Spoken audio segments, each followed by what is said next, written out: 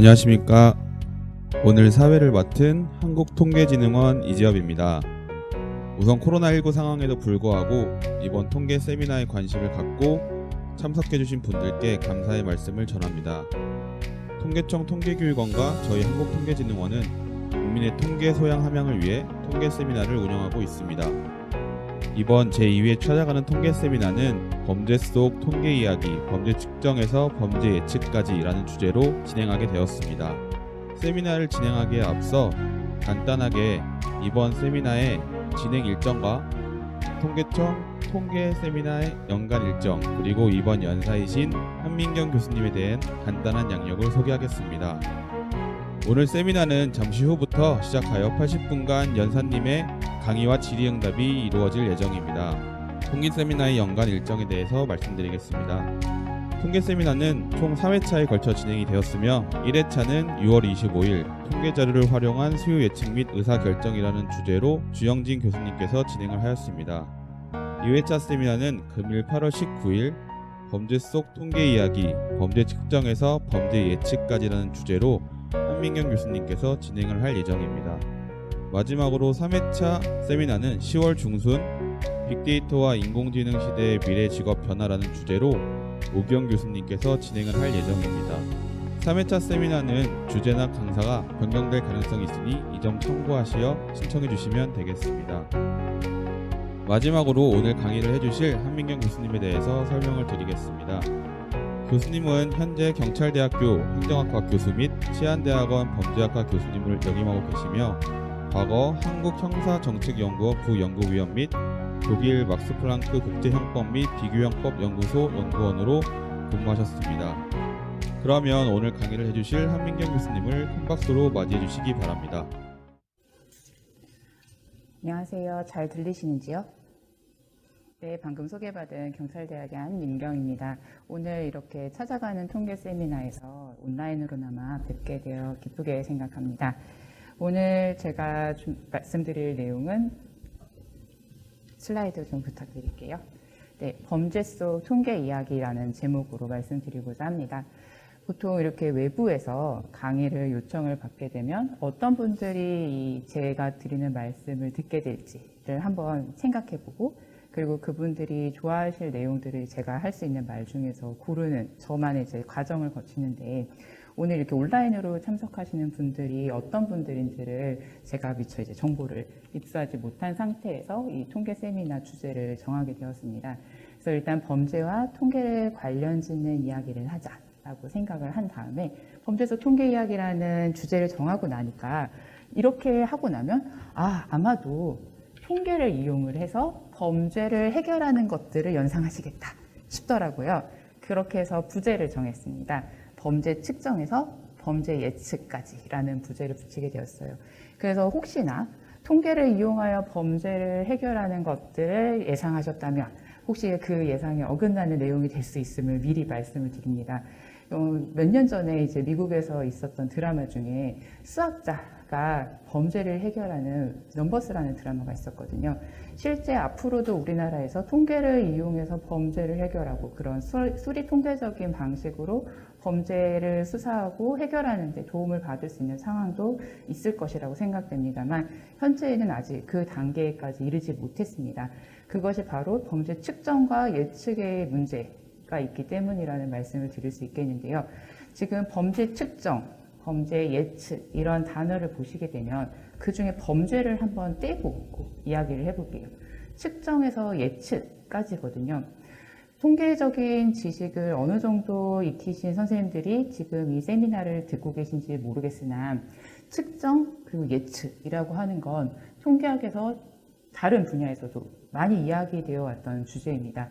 어떻게 범죄를 측정할 것인가, 메저링하는 것, 그리고 어떻게 범죄를 예측할 것인가, 얼마나 정확하게 측정할 것인가, 얼마나 정확하게 예측할 것인가의 문제가 비단 범죄뿐만 아니라 다른 사회현상, 다른 통계적인 지식을 요하는 분야에서도 늘 제기되는 이슈입니다. 통계청에서 쌀 수확량을 측정하기도 하죠. 얼마나 쌀 수확이 이루어질 것인지 그 생산량을 이제 추정하는 과정을 거치게 되는데요. 통계청 분들은 그래서 쌀 수확량을 정확하게 예측하기 위해서 어떤 해에는 논밭에 가셔서 올해 비가 어느 정도 왔고 지금 땅이 어느 정도 상태이니까 올해 쌀 수확량은 이 정도가 되겠다 하는 과정을 거치시는 것처럼 범죄에 있어서도 같은 방식으로 올해 범죄가 어느 정도 발생할 것으로 예측된다 라는 것들을 할 수가 있는 거죠. 그러한 이야기들, 범죄학의 도메인에서 어떻게 측정과 예측이 논의되는가에 대한 이야기를 드리고자 하는 것이 오늘 제가 드리는 이야기입니다. 그래서 다음과 같은 순서로 말씀드리려고 해요. 먼저 범죄에 대한 관심은 통계학의 발전 과정과 함께 맞물려져 왔습니다. 다만 잘 알려지지 않은 이야기라고 생각이 됩니다.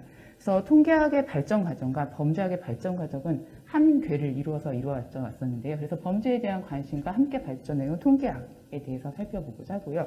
지금 말씀드렸던 어떻게 범죄를 측정할 것인가, 그리고 어떻게 범죄를 예측할 것인가의 이 두 가지 이슈는 범죄학에서 쓰이는 용어로 다음과 같이 치환을 해볼 수가 있어요. 범죄 측정이라고 하는 건 암수범죄라고 이야기할 수 있습니다. 범죄를 떼고 암수라고만 해도 이것은 충분히 범죄학에서 개발되어 온 용어이기 때문에 그렇게 통용이 됩니다만 좀 더 명확하게 하기 위해 암수범죄라는 표현을 많이 쓰게 됩니다.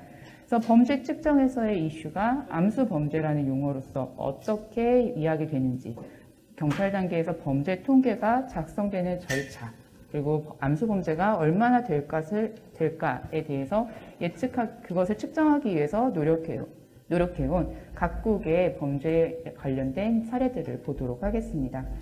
그리고 세 번째로는 범죄 예측과 관련된 이야기를 드리고자 합니다. 역시 범죄학과 이런 형사사법 분야에서 쓰이는 용어로 치환한다면 예측적 경찰 활동이라고 할 수 있습니다. 그래서 범죄 예측을 하는 것들이 이제 대용량의 자료를 모아서 범죄 예측 시스템을 구축하고 활용하는 것과 관련되어 있는데요. 그러한 범죄 예측 시스템 구축 활용 현황은 어느 정도인지, 그리고 스마트 시티와 연계되어서 한층 고도화되고 있는 범죄 예측 상황에 대해서 말씀드리겠습니다. 범죄에 대한 관심과 통계학의 발전은 함께 해왔다라고 말씀드렸습니다. 통계학의 가장 발전했던 곳이 이제 19세기 한 1800년대 중반의 프랑스로 얘기를 돌아가 볼 수 있겠는데요. 당시 프랑스에서는 수치 자료, 행정학이 굉장히 발전했던 프랑스의 특성상 그런 행정 기반의 자료를 수집을 해서 그것들을 어떻게 표현할 것인가에 대한 학문적 관심이 꽃피었습니다. 그래서 그렇게 수집되었던 자료들이 도덕 통계라는 이름으로 묶여서 많은 형태로 표현이 됐어요.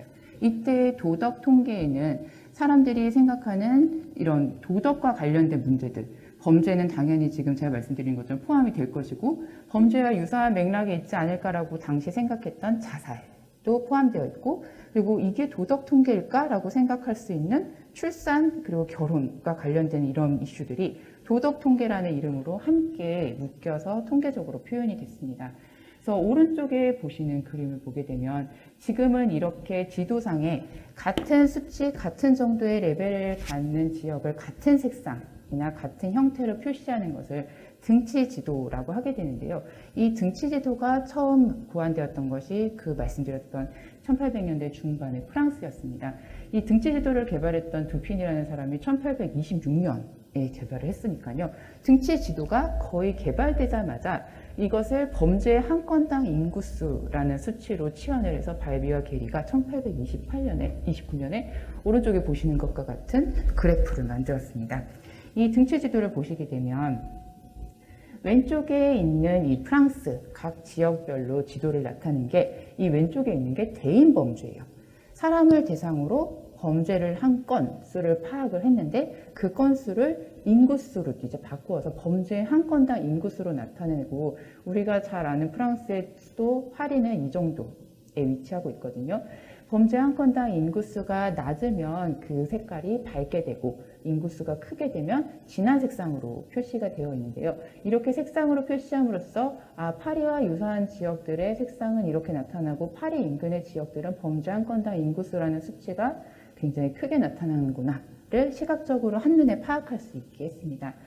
오른쪽에 보시게 되면 이건 왼쪽에 있는 건 대인범죄, 오른쪽에 있는 건 재물범죄였어요. 재산상의 범죄를 나타낸 것인데 역시 마찬가지로 범죄 한 건당 인구수로 표시를 했고 진한 색상일수록 수치가 큰 것을 의미합니다. 파리 주변의 모든 지역들이 지금 진한 색상으로 표시가 되어서 이 지역에 재산 범죄가 굉장히 많이 발생했다라는 것을 알 수 있도록 표시한 겁니다. 범죄의 한 건당 인구수라는 수치를 당시에 게리와 발비가 계산을 했지만 오늘날의 범죄율을 계산하는 방식하고는 다소 상이한 부분이 있습니다. 오늘날에는 인구 10만 명당 범죄 건수, 그러니까 지금 분모로 위치하는 것이 범죄가 되는, 인구가 되는 거죠. 그래서 인구로 범죄 건수를 나누고 10만을 곱하는 방식으로 범죄율을 계산하는데, 당시에는 지금과 같이 각국 말로 통일된 범죄율을 쓰고 있지 않았을 당시에 그들이 구하는 방식은 그렇게 분모와 분자를 바꾼 범죄 한 건당 인구수라는 수치였습니다. 이렇게 범죄 발생 건수와 당시 이제 잘 구축되어 있던 통계의 인구학적인 정보를 결합해서 이렇게 표현하는 자료들이 이미 1800년대에 있었음을 볼 수 있어요. 그리고 통계학의 아버지라고 불리게 되는 캐틀레 역시 범죄에 대한 깊은 관심을 가지고 있습니다. 우리가 캐틀레에 대해서 통계학의 아버지라는 표현 말고도 이제 BMI라고 하는 바디매스 인덱스, 이런 체질량 지수를 처음 고안해서 제안한 사람으로 캐틀레가 많이 알려져 있는데요. 캐틀레는 이런 그 평균인과 관련된 지식을 이런 보건의료적인 통계에서 뿐만 아니라 범죄에 대한 관심에도 똑같이 적용한 바 있었습니다. 지금 보시는 그래프의 경우에는 30세 남성이 만약에 있다고 가정했을 때 이 남성은 어느 정도 범죄를 저지를 것인가에 대한 가능성을 도표한 거예요. 그래서 지금 보시는 것처럼 이 그래프에서 0에 위치하고 있을 때 범죄를 저지를 가능성이 없다라고 생각한 경우이고, 이제 0에서부터 확률이 증가하겠죠. 그래서 I까지 범죄를 저지를 30세 남성의 범죄 경향이 있다라고 가정을 했을 때 일정한 30세의 남성이라면 아마도 X 정도의 확률, X를 가질 것이고 대부분의 남성들은 이 X에 몰릴 것이다 라는 정규 분포를 가정을 했어요. 지금 캐틀레가 얘기했던 바디맥스 인덱스뿐만 아니라 이런 남성의 그 범죄 가능성에 있어서도 평균인의 관점을 똑같이 적용했고 정규 분포를 가능성을 상정을 했다는 것을 볼 수 있습니다. 지금 이 캐틀레가 제시했던 게 1800년대라는 말씀을 드렸는데요. 개인이 범죄를 저지를 가능성이라고 하는 이제 범죄학에서 쓰이는 용어로는 크리미널리티, 범죄성이라고 이제 많이 얘기하는데요. 범죄를 얼마나 저지를 것인가에 대한 확률을 계산하는 것은 물론 매우 어려운 일이지만 지금 캐틀레가 지금 저는 그래프로만 제시했지만 30세 남성을 상정하고 있거든요. 그러면서 연령에 따라서 범죄를 저지를 가능성은 달라질 것이고 그 남성이 모두 다 이러할 것은 아니다. 내가 지금 얘기하는 거는 실측된 자료에 기반한 것이 아니라 내가 지금까지 자료왔던 자료들에 기반해서 보았을 때 범죄에서도 이러한 현상이 충분히 나타날 수 있다라는 것을 가정하고 제시한 것이다 라는 것을 밝히고 있어요. 그래서 범죄성에 대한 연구, 얼마나 어떤 개인이 범죄를 저지를 가능성이 있는가, 그것이 연령에 따라서는 어떻게 달라질 것인가가 오늘날 범죄학에서도 활발히 연구되고 있는 연령 범죄 곡선이라고 합니다. 그 처음의 화두를 캐틀레, 통계학의 아버지가 던졌다는 것을 이야기할 수 있어요. 그래서 캐틀레가 통계학에 대한 관심을 보건 의료에만 한정해서 이야기했던 것이 아니라 범죄에 대해서도 지속적인 관심을 가지고 있었고 그때 던졌던 화두들이 오늘날에서 범죄학에서도 지속적으로 연구되고 있는 분야입니다. 캐틀레의 작업을 한번 돌아보면서 다음과 같은 텍스트를 한번 가져와 봤어요. 다시 오늘 이 세미나를 준비하면서 이 텍스트를 읽어보니 범죄 측정과 범죄 예측이라는 이슈가 지금까지 누구도 이렇게 하면 범죄가 가장 잘 측정됩니다. 이렇게 하는 것이 가장 정확한 범죄 예측입니다라고 제안하기 어려운 이유가 이 안에 녹아있지 않는가 하는 생각이 들었는데요. 한번 텍스트를 읽어보도록 하겠습니다. 서로 엄격하게 비교할 수 없는 일련의 사실이 있다고 가정해 볼 때 아마도 가장 불리한 예는 범죄 통계일 것이다. 사실 범죄 통계에는 사실을 비교함에 있어서 가능한 모든 어려움이 집약되어 있는 것 같다. 중요한 것은 우리가 파악하고자 하는 겉으로 드러난 경향과 실제 경향 간의 차이를 가져오는 모든 우연한 원인의 영향을 제거하기 위해 충분한 수의 관측값을 갖는 것이다. 그러나 여기서 극복할 수 없다고 생각되는 또 다른 차원의 어려움이 존재한다. 즉, 범해진 모든 범죄에 대해서 아는 것은 영원히 불가능하다는 것이다. 따라서 범죄에 대한 사실은 엄격하게 비교할 수 없을 뿐만 아니라 불완전하기까지 하다. 지금 캐틀레가 이야기했던 이 범죄 통계는 다른 자신이 직접 다루어봤던 자료들에 비해서 훨씬 더 사실을 비교하는데 어려움을 느낀다라는 부분이 첫 번째 문단에 표시되어 있어요. 가능한 모든 어려움이 집약되어 있는 도메인입니다. 범죄학. 그리고 두 번째, 충분한 수의 관측값을 가지는 것이 가장 중요할 것이다 라고 보았는데요. 범죄의 경우에 가장 정확한 수의 관측값, 충분한 수의 관측값을 가질 수 있을 것인가 에서부터 이 모든 의문이 제기됩니다. 쌀 수확량을 앞서 예를 들었는데요. 쌀이 올해 얼마나 수확될 것인가? 논밭에 나가보면 쌀은 우리가 통제할 수 있는 형태로 자라고 있고 눈에 시각적으로 보여요. 드러나 있기 때문에 어느 정도 충분한 관측값을 가진 상태에서 측정과 예측을 진행할 수 있습니다. 그런데 범죄의 경우에는 모든 범죄가 시각적으로, 물리적으로 드러나지 않습니다. 그렇기 때문에 관측값이 있다 하더라도 그게 충분한 수인지에 대해서 명확하게 확언할 수 없는 상황이에요. 그렇기 때문에 일단 전제에서부터 정확한 사실 비교를 하기 위한 충분한 수의 관측값을 가져야 한다라는 전제에서부터 범죄 측정과 예측에 있어서의 어려움이 등장합니다. 그래서 범해진 모든 범죄에 대해서 아는 것은 영원히 불가능하다는 캐틀레의 한탄이 들어있습니다. 그래서 캐틀레는 범죄 발생에 대해서는 정확하고 충분한 수의 관측 자료를 수집하는 것이 자기는 어렵다라고 당대엔 판단했어요. 그래서 캐틀레가 시작했던 작업은 자신의 벨기에의 사람이지만 그 인근에 있는 국가 중에 중앙 집권적으로 행정자료가 잘 수집되어 있는 국가인 프랑스가 있었죠. 같은 언어권이기도 하고요. 그래서 프랑스 법원에 기소가 된 범죄 건수를 모두 수집합니다. 그리고 그 기소된 범죄 중에 몇 건이나 유죄가 선고되었는지에 대한 건수를 수집을 해요. 1825년부터. 그래서 시계열적으로 1825년부터 보시는 것처럼 왼쪽 도표에서처럼 1830년까지 누적적으로 그 수치를 나타냅니다. 그래서 전체 범죄 중에 검사가 이 범죄는 범죄자를 처벌할 필요가 있으니까 유죄를 선고해 주십시오. 그래서 기소한 범죄, 그리고 그 중에서 정말 유죄가 선고된 범죄를 확인해서 유죄율이라고 하는 컨비션 레이트, 맨 지금 표에서 오른쪽에 보시는 이 수치를 계산을 해내요.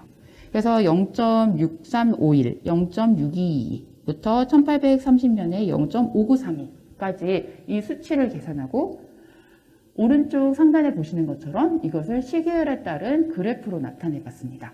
그랬더니 이제 1825년에는 0.651, 1830년에는 0.5932로 점점 유죄 선고율이 떨어지는 것 같은 그래프가 나타나죠.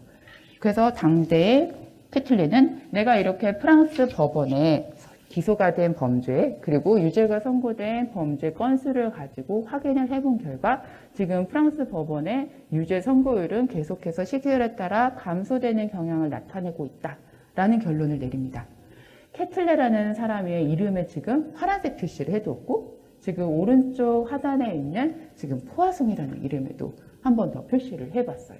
지금 이 두 사람 모두 통계학의 역사에서 굉장한 의미를 가지는 사람들이죠. 캐틀레가 가지는 위상에 대해서는 앞서 통계학의 아버지라고 하는 통계학의 기틀을 세운 사람에게 붙여지는 그 아버지라는 칭호로 말씀을 드렸다면 포화송이라는 이름은 통계학에서 어디서 찾아볼 수 있을까요? 범죄와 같이 굉장히 발생 가능성이 희박한 사건이 일정한 구간 안에서 람다회만큼 발생한다라고 가정했을 때 이 사건이 발생할 횟수의 분포가 포화송 분포라고 불리죠. 그래서 그 확률과 분산이 람다로 일치하는 하나의 모습을 가지는 그 포화송 분포를 이야기할 때 포화송이 나오게 됩니다. 포화송 분포를 처음 말씀드릴 때 제가 범죄와 같이 발생 가능성이 희소한 사건이라고 말씀드렸어요. 포화송의 연구 문제 역시 범죄에서 시작했다라고 해도 과언이 아닙니다. 그리고 지금 이렇게 범죄학 연구에서 지금 나타나 있는 이 논문에서 지금 이 포화송의 작업을 인용을 해왔는데요. 포화송은 그래서 캐틀레 작업에도 굉장히 관심을 가지고 캐틀레가 지금 이렇게 프랑스 법원에 대해서 살펴본 결과 자료를 토대로 지금 유죄 선고율이 감소하고 있다는 결론에 의문을 가집니다. 자신이 보기에는 뭔가 이 시작점이 잘못됐다라는 것을 느낀 거죠. 그래서 다시 한번 포화송이 자신의 방식으로 프랑스 법원의 건수를 확인한 결과 이제 캐틀레의 작업에 오류를 찾아내요. 1825년에 지금 캐틀레가 파악했던 것처럼 기소된 건수가 7,234건이 아니라 6,652건이었고 유죄가 선고된 범죄도 4,594건이 아니라 4,037건이기 때문에 유죄율은 0.635일이 아니라 유죄 선고율은 0.6069로 수정되어야 한다라는 것이 당대 포화송의 발견이었습니다. 그래서 아래 오른쪽 하단에 보시는 이 그래프는 포화송이 자신이 오류를 수정한 결과를 토대로 다시 그려낸 그래프예요. 그리고 지금 이 그래프의 경우에는 자신이 수집한 자료가 완벽하다라고 캐틀레는 확신했기 때문에 그것에 대한 오차 범위를 설정하지 않았거든요. 그런데 캐틀레는 이 정도의 구간 안에서 자신이 지금 오류를 수정 보완하긴 하였지만 이 정도의 오차 범위를 설정할 수 있다라고 보고 다시 그래프를 그린 것입니다. 그리고 이렇게 그래프를 그린 결과 포화송이 발견한 것은 캐틀레처럼 이렇게 유죄 선고율이 지속적으로 감소한 것이 아니라 이렇게 일정한 분포를 어느 정도는 유지하고 있다라는 발견을 수정하게 된 것이죠. 그래서 통계학에서 많이 언급되는 이 유명한 두 학자 캐틀레와 포화송의 연구 문제가 범죄에 있었고 범죄를 굉장히 관심을 있게 들여다봤다는 것, 그리고 그들의 작업이 오늘날에도 상당한 의의를 가진다는 것을 알 수 있습니다. 이렇게 범죄에 대한 관심과 함께 통계학이 발전해 왔다라는 이야기를 드린 데 이어서 지금부터는 경찰 단계에서 어떻게 범죄 통계가 작성되기에 범죄 측정이 어렵다고 이야기되는가, 왜 충분한 수의 관측수를 가질 수가 없는 것인가에 대해서 말씀을 드려보고자 합니다. 이게 비단 우리나라에서만 문제가 되는 것이 아니라 모든 국가에서 경찰 단계에서부터 작성되는 범죄 통계에 있어서 공통적으로 제기되는 문제점이기 때문에 지금 가급적이면 외국 자료를 한번 가져와 봤어요. 샤론 로라고 하는 이 학자의 지금 책에서 가져온 것인데요. 우리가 측정하고자 하는, 우리가 알고자 하는 범죄의 진정한 수가 있을 겁니다. 목표 모집단 정도의 통계학적 용어로 쓸 수 있지 않을까 싶은데요. 우리가 알고자 하는 범죄의 총수, 진정한 수가 있을 거예요. 그런데 우리는 이 충분한 범죄 수를 알기가 어렵습니다. 일단 여기서 피해자라는 하나의 필터를 거쳐야 돼요. 피해자가 내가 그 범죄가 있었다는 사실을 인지해야 돼요. 피해자가 범죄라고 인지하지 않으면 범죄가 다음 단계로 넘어가지 못합니다. 그래서 피해자가 범죄라고 인지를 하고 그 범죄에 대해서 한 번 또 신고를 하고 그 신고한 것을 경찰이 이거 범죄 맞아요 라고 확인하면서 형사 입건이라는 표현을 하죠. 건수로 받아줘야 돼요. 범죄 건수로 인정을 해줬을 때 우리가 알게 되는 경찰 기록상의 범죄가 됩니다. 우리 범죄 통계에서 발표되는 공식 범죄 통계라고 불리게 되는 경찰청 범죄 통계나 검찰이 작성하는 범죄 분석 자료는 모두 이 두 개의 필터, 한 번은 피해자의 필터를 거치고 그리고 그 다음에는 경찰 수사관의 필터를 거치고 검찰이 발표하는 범죄 분석의 필터가 하나 더 있는 거죠. 검찰이라고 하는 필터를 한 번 더 거친 다음에 굉장히 정제된 형태의 통계만을 보게 됩니다. 지금 그러면 우리가 목표하고자 했던 목표 모집단에서 빠지게 되는 것들은 어떻게 빠지는가? 피해자의 필터를 거치면서는 일단 피해자가 그것을 범죄로 인지하지 않아야 돼요. 한번 이제 형법에서 예를 들어보면 이제 형법상의 친족 상도례라고 하는 것이 있습니다. 친족 간에 발생한 범죄에 있어서는 친족이 그거에 대해서 문제를 제기하지 않으면 벌하지 않는 거예요. 아이가 엄마의 지갑에서 10,000원을 훔쳤어요. 누군가의 물건을 절취한 것으로 절도죄가 성립할 수는 있지만 엄마가 그 사실에 대해서 아이를 벌하고 싶을까요? 내 아이인데요. 그러다 보니 그것을 범죄로 인지하지 못하겠죠. 다시는 그러지 말라고 아마 야단치는 것에 끝나고 그것을 범죄로 이거 반드시 경찰에 신고해야지라는 생각에까지 이르지 못할 거예요. 그러다 보니 절도죄라는 행위 자체, 위법성 이런 부분에서 하나씩 제거되는 거죠. 그래서 물건을 훔쳐갔다는 것, 지갑에서 10,000원을 빼갔다는 행위는 성립했지만 그것이 범죄로 피해자가 인지하지 않았기 때문에 첫 번째 단계에서 두 번째 단계로 넘어가지 못하겠죠. 이제 두 번째 단계에서 피해자가 그것에 대해서 경찰에 신고하려는 의지를 보여야 돼요. 그런데 경찰에 신고하지 않는 순간 범죄 통계의 모집단에서 빠지게 됩니다. 예컨대 방금 앞서는 이제 친족 상도례, 절도의 가족 간에 발생한 절도의 예를 들었다면 이 단계에서는 반의사 불벌죄, 성범죄와 관련된 예를 말씀드릴 수 있을 것 같아요. 피해자가 내가 뭔가 성과 관련된 범죄 피해를 입었다라고 생각을 해요. 그래서 그것에 대해서 범죄를 신고할까 말까, 형사사법기관에 알려서 가해자에 대한 처벌을 구할까 말까를 고민합니다. 그런데 피해자가 거기에서 내가 귀찮아지는 것도 싫고 나의 신변의 안전이 보호받고 싶고 그런 여러 가지 고민 끝에 경찰에 신고하지 않는다고 선택했을 때 피해자가 범죄라고 그것을 인지하는 데에 대한 필터링을 거쳤지만 경찰에 신고하는 데까지 이르지 못하는 이 두 번째 필터를 거치지 못해요. 그래서 그 사건 역시 진정한 범죄의 수를 파악하고자 하는 이 모집단에서 빠지게 됩니다. 이렇게 많은 범죄들이 누락이 되고 그래서 경찰이 피해자가 크게 용기를 내어서 나의 범죄 피해를 신고하겠다. 경찰서를 찾아가는데 이제 그 다음 단계. 경찰이 그거는 죄가 안 되겠는데요? 라고 얘기해 주는 순간 피해자는 그 사건에 대해서 입건 처리를 하지 못하고 집으로 그냥 귀가하겠죠. 그러게 되면 이 단계까지 이르지 못하는 통계가 됩니다. 이 과정이 지금 말씀드린 것처럼 피해자가 먼저 범죄 사실에 대해서 인지하고 경찰에 가서 신고를 하겠다는 용기를 내고 그리고 경찰이 그것이 범죄가 맞습니다 라고 확인을 해주는 이 전체 절차를 다 거치지 못하면 마지막 우리 눈에 들어오게 되는 경찰 기록상의 통계에 취합이 되지 못하게 됩니다. 이것이 우리나라에서만 발생하는 상황이 아니기 때문에 암수범죄라는 표현이 등장하게 되었습니다. 암수범죄, 범죄를 떼고 앞에 있는 것처럼 다크피겨 또는 히든피겨라고만 써도 이 용어 자체가 범죄와 관련된 현상을 가리키기 위해서 유래한 것이기 때문에 충분히 통용은 됩니다만 명확하게 이야기하기 위해서 암수범죄라고 하고 이제 이렇게 말씀을 드립니다. 지금 방금 말씀드린 것처럼 두 개의 필터. 지금 여기 정의에는 제가 피해자에 대한 부분을 쓰지 않았지만 경찰에 신고하고 경찰에 인지되지 않았다는 것 자체가 일단 그것과 관련된 당사자에 대한 부분이 고려되어 있다는 거예요. 경찰에 이르기까지의 그 단계에 사회에 알려지지 않겠죠. 경찰에 신고가 되지 않았고 피해자도 경찰 외에 다른 기관에도 이야기하지 않았다면 일반 사회가 그 범죄 피해자에 대해서 알 수 없습니다. 그렇게 알려지지 않은 범죄를 암수범죄라고 일컫게 됩니다. 공식 범죄 통계는 지금 말씀드린 1단계에서부터 4단계까지의 각각의 필터를 거쳐와야 해요.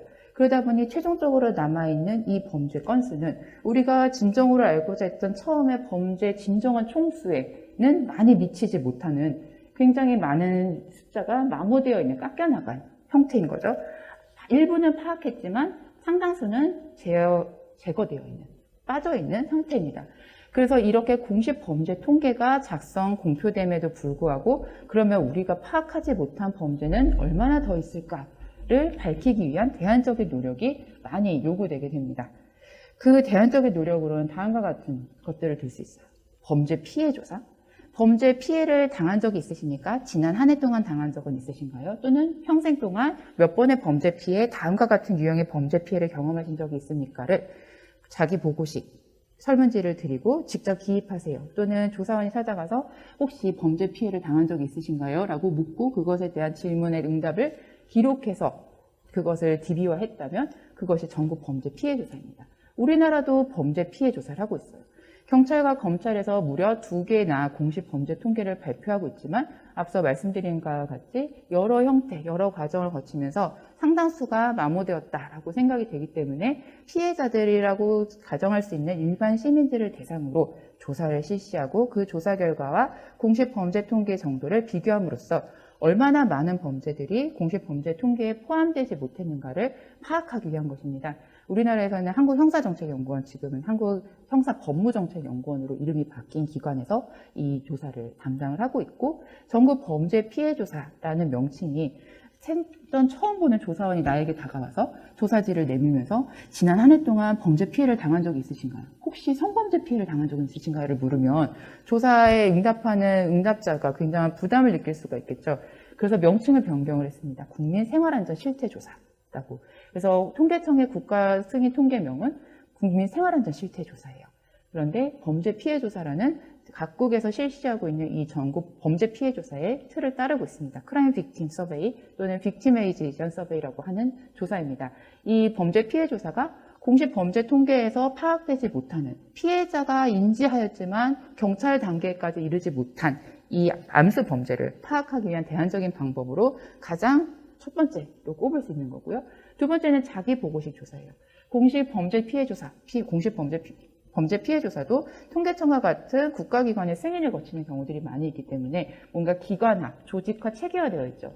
그런 형태가 아닌 자기보고식 조사. 학교에서 선생님이 A4 용지를 돌리면서 혹시 학교 폭력 피해를 당한 학생들은 여기에 자유롭게 적어도 좋아 라고 한다면 자기보고식 조사의 형태를 취하는 게 되겠죠.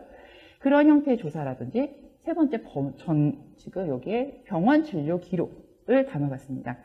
병원 진료 기록의 경우에도 암수 범죄를 파악하는 데 쓰일 수가 있습니다.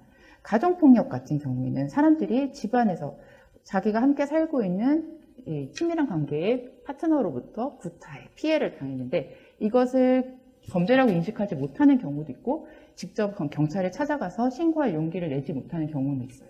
그런데 너무 일단 아파서 이것에 대해서 약을 타거나 치료를 받기 위해서 병원을 찾았을 때 그 의사가 혹시 이거 같이 살고 계신 분으로부터 맞은 건가요?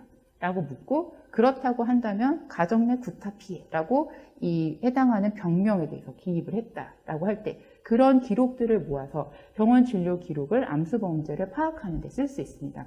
말씀드린 예와 같이 가정폭력의 경우 이러한 암수 범죄를 파악하기 위한 방법으로 병원 진료 기록이 많이 쓰입니다. 네 번째로는 사망 원인 조사입니다.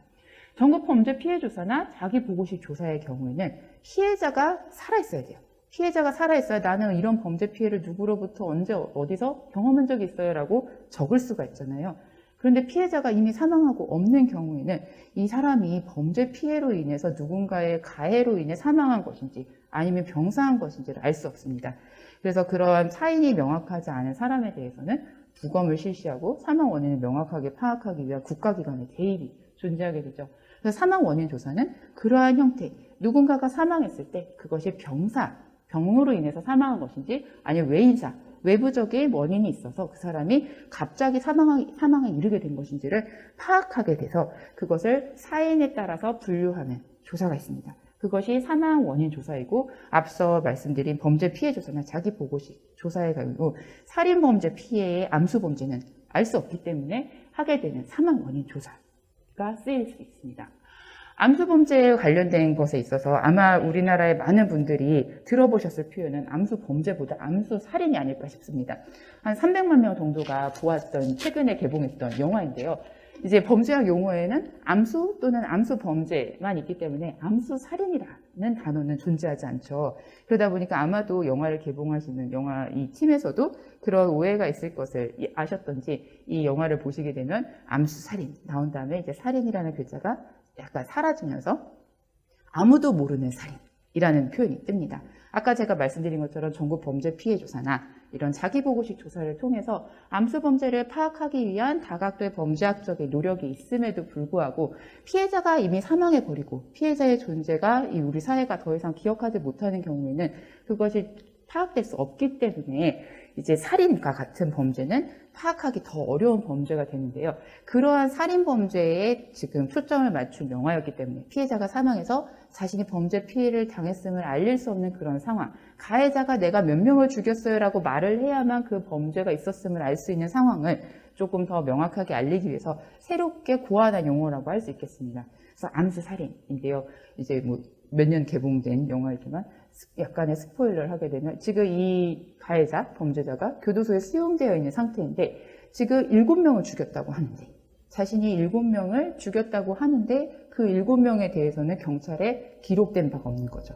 마지막 필터를 거쳐서 이 아까 보셨던 것처럼 피해자가 피해 사실을 인지하고 경찰에 신고하고 경찰은 그것을 사건으로 받아들이고 이 필터를 거쳐야 경찰 공식 통계에 딱 그 숫자가 들어가게 되는데 피해자는 사망해서 없으니 피해자는 그 자신의 범죄 피해를 인지하고 이미 사망했으니까 1단계 필터를 거치지 못하는 거죠. 그럼 피해자의 가족이나 친지, 주변 사람들이 이 사람이 갑자기 사라졌어요. 이 사람이 누군가에게 살해당한 것 같아요 라고 신고를 해준 절차가 있었어야 하는데 그것조차 없었을 거죠.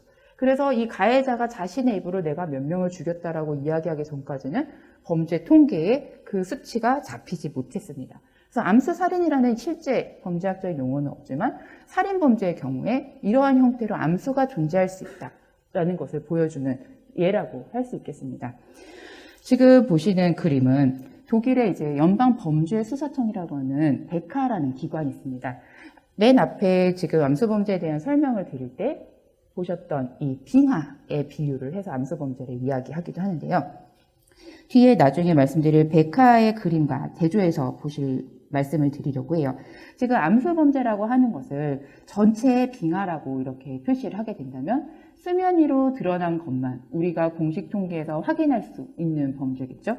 그리고 이 수면 아래 빙하가 어느 정도 크기로 존재하고 있는지는 아무도 알 수 없는 가운데 지금 앞서 경찰의 범죄 통계 그리고 검찰의 범죄 분석에 해당하는 통계는 미국의 경우에는 UCR이라고 하는 이렇게 기관이 최종적으로 입건 처리해서 발표하는 통계가 됩니다.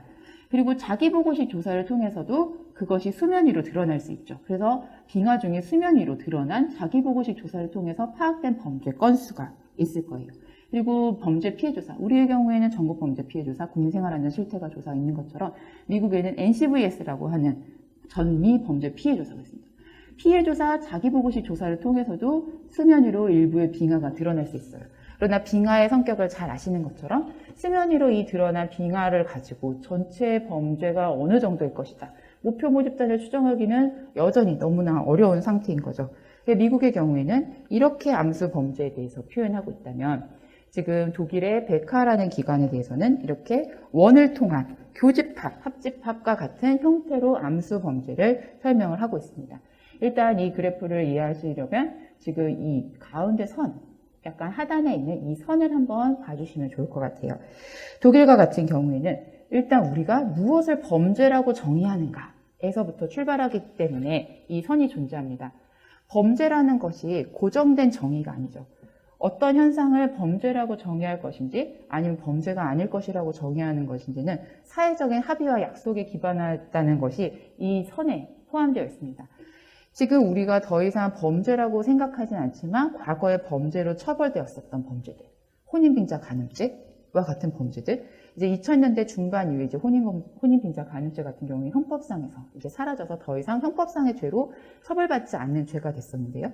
2000년 이전만 하더라도 혼인빙자 간음죄는 엄연히 경찰서에서 피해자로 조사받고 그것이 범죄 통계에 올라가는 통계였어요.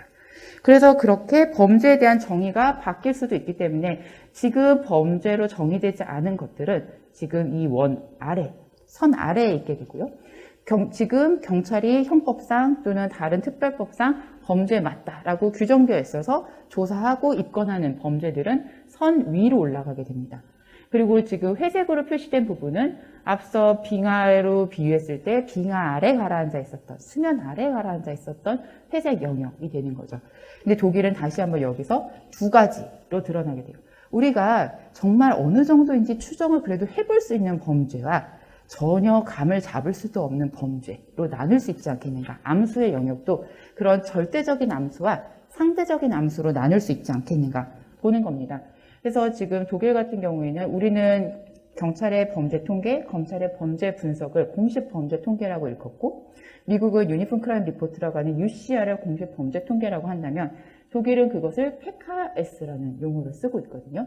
그래서 독일의 통계, 공식 범죄 통계는 이만큼인데 이 공식 범죄 통계 말고도 우리가 이걸 봤을 때 이 정도의 암수 범죄가 존재할 수 있다. 우리가 파악을 하려고 하는 노력만 조금만 기울인다면 그 정도는 충분히 이렇게 밝은 세상으로 데려올 수 있다라고 하는 상대적인 암수가 존재한다.